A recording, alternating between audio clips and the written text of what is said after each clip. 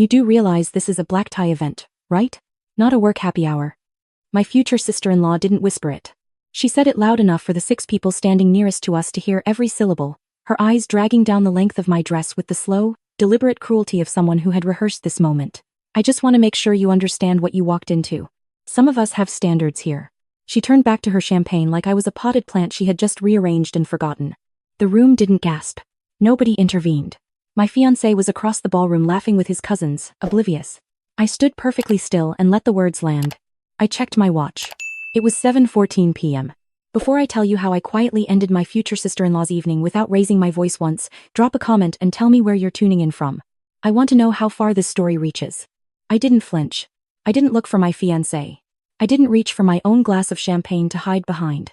I stood there in my navy wrap dress, the one I had bought 3 years ago and still loved, and I let her believe she had accomplished something. The venue was called the Alderton. It sat on the 14th floor of a downtown high-rise, all floor-to-ceiling glass and soft brass lighting and cream marble that caught the glow of the city below like it had been built specifically to make people feel like they had finally arrived somewhere worth arriving. My future mother-in-law had reserved the full private event space for her 60th birthday celebration. 60 guests. A live quartet. A custom tasting menu. The kind of evening that existed to remind everyone in the room of a very specific, carefully curated hierarchy. My future sister-in-law stood at the center of that hierarchy like she had been placed there by God personally. She is 3 years older than me, which she mentions whenever possible. She has a master's degree in communications, which she also mentions whenever possible.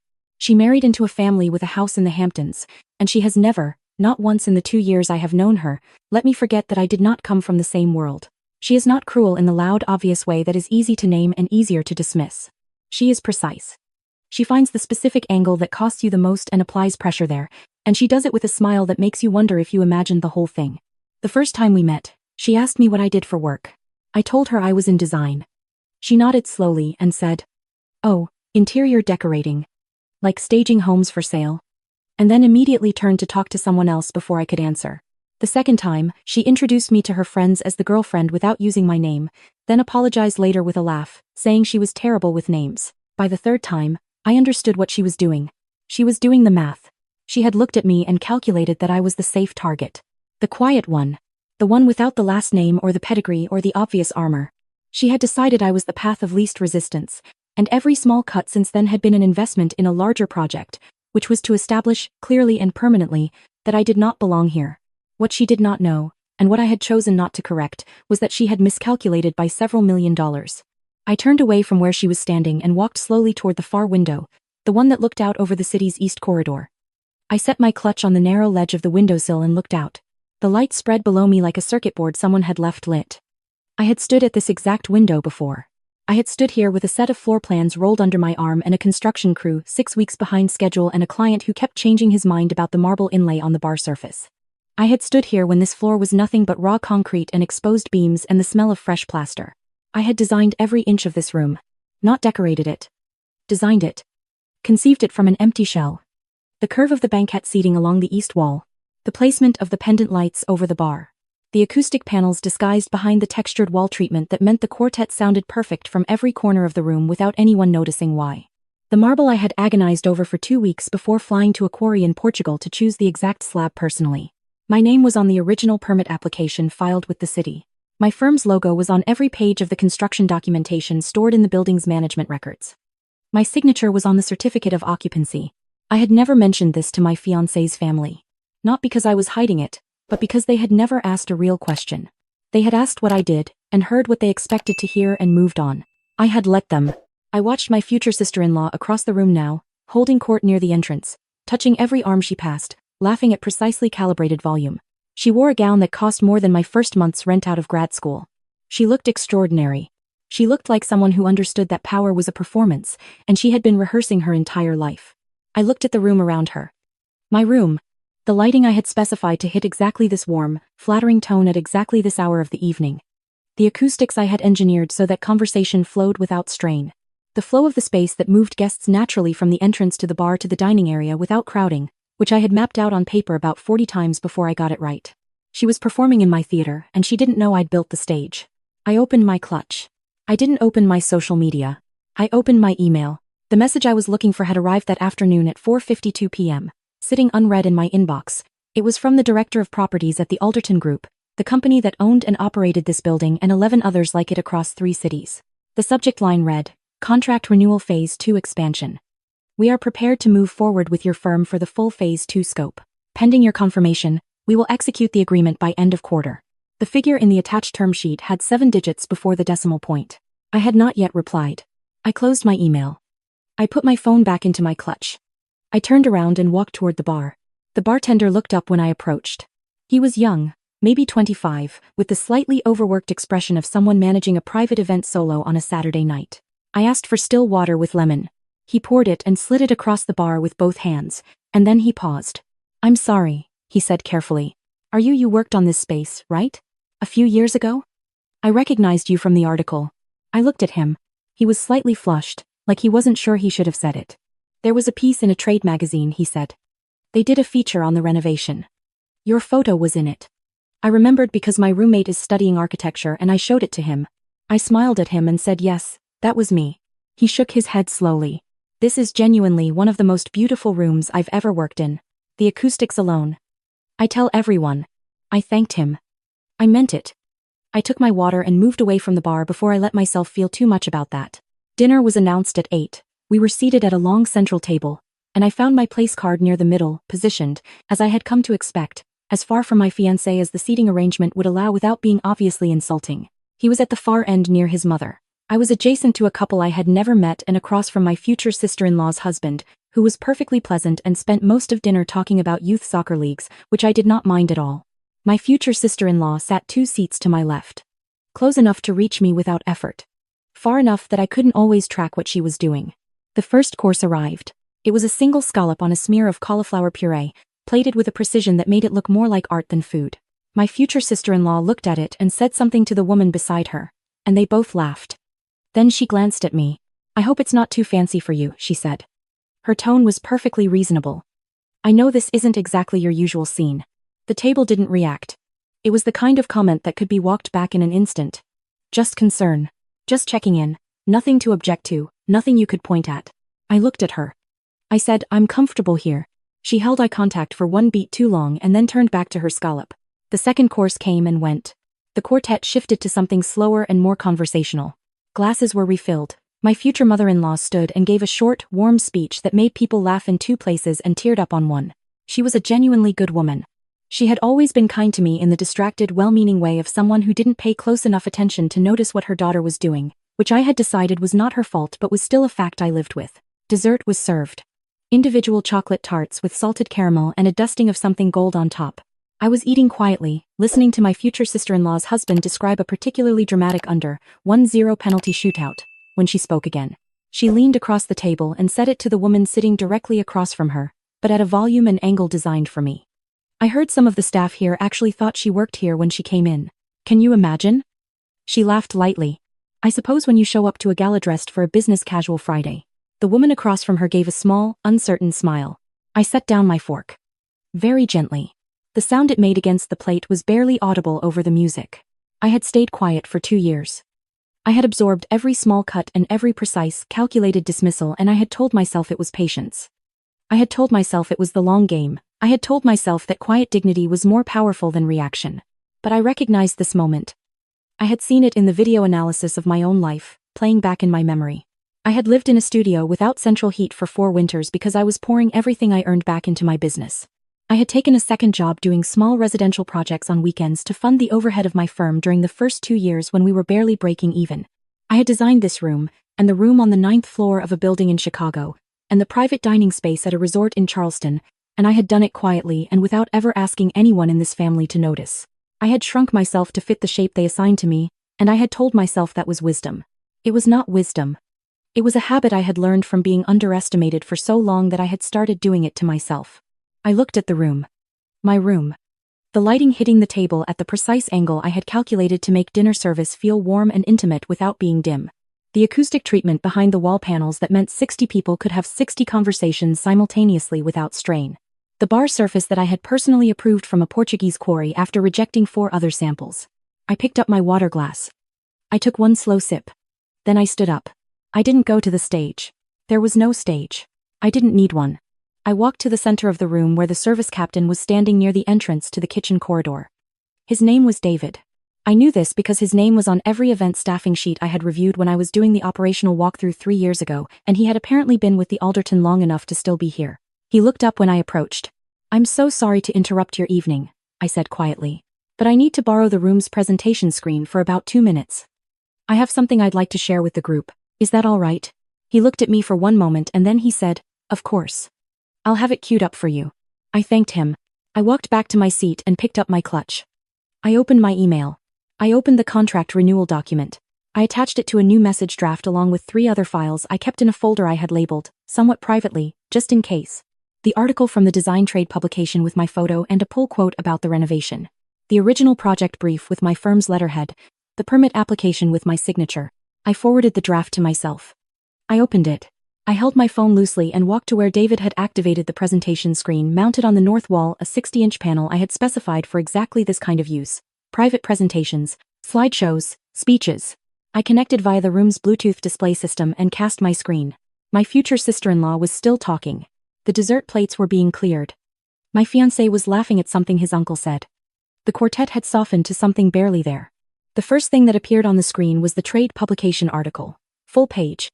The headline read, "Transforming the Alderton, How One Young Firm Redefined Luxury Event Space in the City." My photo was in the top right corner. The renovation, my renovation, covered the left 2/3 of the page. A quote pulled in larger type read, "Every element was considered from the perspective of how a person actually experiences a space, not just how it photographs." The room noticed the screen before they noticed me standing beside it. My future sister-in-law looked up. The table went quiet in sections, the way a wave moves, starting at the far end and traveling inward. I did not pick up a microphone. I did not raise my voice. I spoke at the same volume I had used all evening, which was sufficient, because I had designed this room to carry sound exactly this way. "I want to apologize for interrupting dessert," I said. "I'll only need a moment." The entire table was looking at me now. My fiancé had turned in his seat. His mother had set down her glass. I gestured at the screen. 3 years ago, I led the design and renovation of this floor. My firm spent 14 months on this project. The layout, the lighting, the acoustic treatment, the materials, that was our work. I paused one beat. I mention this because an observation was made earlier this evening about whether I belonged in this room. I thought it might be useful to clarify. My future sister-in-law did not speak.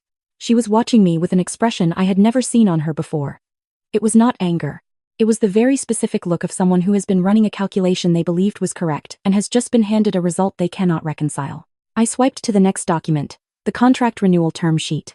I didn't show the full figure. I didn't need to. The header was visible. Alderton Group Phase 2 Expansion Partnership. The firm name was mine. "This arrived today," I said. "I haven't replied yet. I wanted to enjoy the evening first." I disconnected from the screen. The panel went dark. I walked back to my seat and sat down and picked up my dessert fork and finished my chocolate tart. The salted caramel was excellent. I had always thought it was the best item on this tasting menu.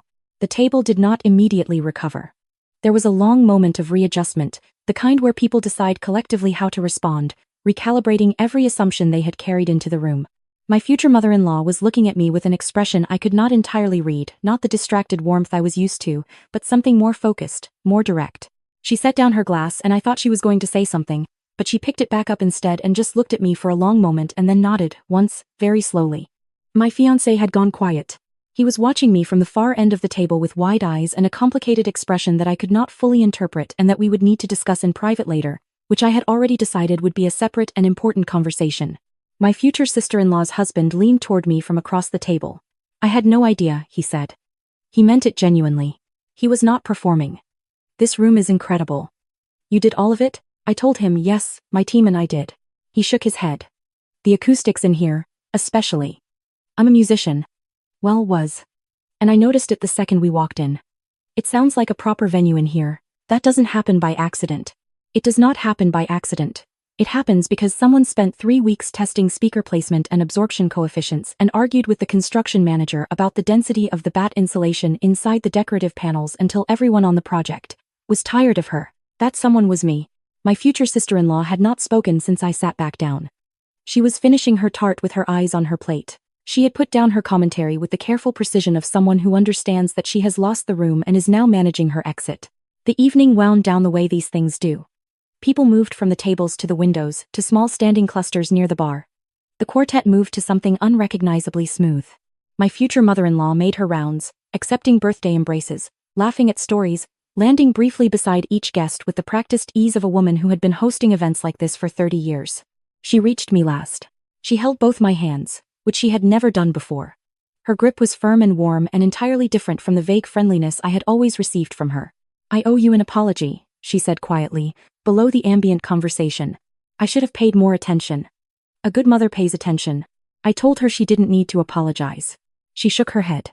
"My daughter she's been afraid since she was small. Of being outpaced. Of being left behind. That's not an excuse. But it's the part I should have addressed years ago and didn't. That's on me." I looked at her. She held my eyes steadily. "I also want to say," she continued, "that I have been to over 100 events in this room since the renovation. I have brought clients here. I have brought my oldest friends here. I have always thought it was the most beautiful space in the city." She squeezed my hands once. "Now I know why." She moved on to the next cluster of guests. She did not look back. She did not make it a moment. She simply said what was true and moved forward, and I stood there with my hands at my sides and felt something I did not have an exact word for, something between validation and grief, the specific sensation of being finally seen by someone whose sight you had stopped expecting. My future sister-in-law found me near the window, 20 minutes before the event ended. She had refilled her champagne.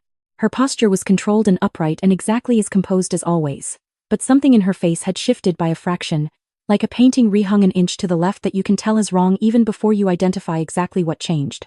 She stood beside me and looked out at the city below. "I didn't know," she said. "Not an apology. A fact." "I know you didn't," I said. There was a pause. "Why didn't you say anything?" Her voice was careful. Neutral. She was asking a real question and I could tell she was at least partially aware of how strange that was. To have a real question for me. I thought about how to answer that honestly. Because I've learned that what I do speaks more clearly than anything I say, I told her. And because I wasn't here tonight to impress anyone. I was here to celebrate your mother. She looked out at the city for a long moment. The lights spread below us, same as always. "The comment earlier," she said finally. "About your dress." "Yes. That was beneath me. It was not an apology." "Exactly. It was an acknowledgement, which was more honest and in some ways harder to say than a simple, 'I'm sorry.' I had heard a lot of apologies in my life that cost nothing. This cost her something. I did not tell her it was fine. Because it was not fine. I said, "I appreciate you saying that." She nodded once. She took a small sip of champagne. She looked like she was going to add something else, and then she didn't, and she walked back toward her husband and the conversation moved into the ordinary closing rhythms of the night. My fiancé appeared at my side as the last guests were gathering coats. He slid his hand into mine and stood close. "I need you to know," he said quietly, "that I am going to spend a significant amount of time feeling terrible about the fact that I didn't know about that article, or the contract, or any of it." I looked at him. He looked genuinely undone. Not performing guilt but actually sitting inside it, which I respected. "You didn't know because I didn't tell you," I said. "That shouldn't matter. I should have asked more questions. I should have paid more attention." I squeezed his hand. "Yes," I said. "You should have." He nodded. He accepted that without deflecting it. That was why I was with him, underneath everything else. The event space was emptying. The quartet was packing up their instruments in the quiet, methodical way of musicians who have performed at hundreds of evenings like this one. The service staff moved through the room collecting the last of the glassware. The lighting shifted subtly into a warmer, lower setting. The post-event mode I had programmed into the control system during the final walkthrough, designed to signal the end of the evening without turning anything abruptly off. I had thought of everything. Even the goodbye. I retrieved my clutch from the windowsill where I had set it at the beginning of the evening, just before my future sister-in-law had made her opening remark. I looked out at the city one last time, the lights still moving below, still restless, still entirely indifferent to what had happened in this room tonight. I opened my email. I found the message from the director of properties. I typed a reply. 3 sentences. "We are pleased to confirm our participation in Phase 2. Please send the final agreement at your earliest convenience. We look forward to continuing our partnership with the Alderton." I sent it. I put my phone back into my clutch. I took my fiancé's arm and we walked toward the exit. The bartender, the young one who had recognized me, was wiping down the bar surface as we passed. He looked up and caught my eye and gave a small, genuine smile. Not the performance smile of hospitality, just a person to a person. I smiled back. The elevator doors opened. We stepped inside. The doors closed behind us, and the room I had built from concrete and drafts and 14 months of arguments about marble held the last few guests and then released them too, one by one, into the city and the night. I had designed this room to be beautiful. I had designed it to feel like somewhere worth being. I had designed it to carry sound and diffuse light and move people through it without friction, to make them feel, without knowing why, that they were somewhere they belonged. I had not designed it for nights like this one. But I was not sorry it was ready when the moment came. Some rooms you build for clients. Some you build, without fully knowing it, for yourself. The trick is staying in the room long enough to find out which kind it was. I was still here. I had built it well. And I was just getting started.